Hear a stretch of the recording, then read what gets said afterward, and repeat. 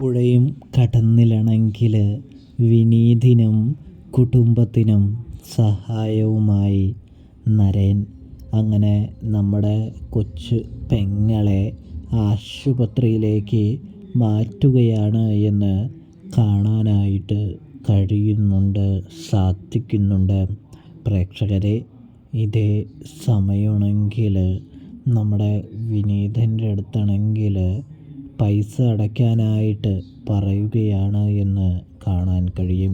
അതായത് ഹോസ്പിറ്റലിൽ ചേരുന്നതിന് മുമ്പ് ഓപ്പറേഷൻ ആവശ്യമായ തുക അടയ്ക്കാനായിട്ട് പറയുന്നു.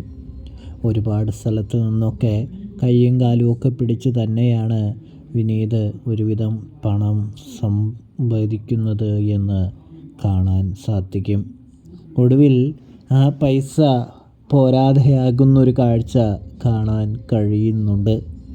ATM കാർഡിൽ, അതായത് ATM മെഷീനിൽ തൻ്റെ അക്കൗണ്ടിൽ വിചാരിച്ച അത്ര പൈസ ഇല്ല എന്ന് തിരിച്ചറിയുന്ന നിമിഷം നമ്മുടെ വിനീതാണെങ്കിൽ വളരെയധികം സങ്കടപ്പെടുകയാണ് എന്ന് കാണാനായിട്ട് സാധിക്കും.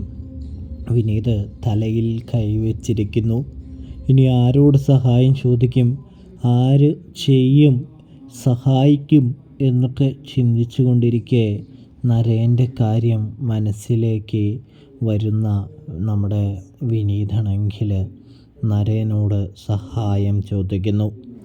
ഒടുവിൽ നരേനാണെങ്കിൽ വിനീതിൻ്റെ മനസ്സും വിനീതിൻ്റെ വാക്കുകളുമൊക്കെ കേട്ട് നരേൻ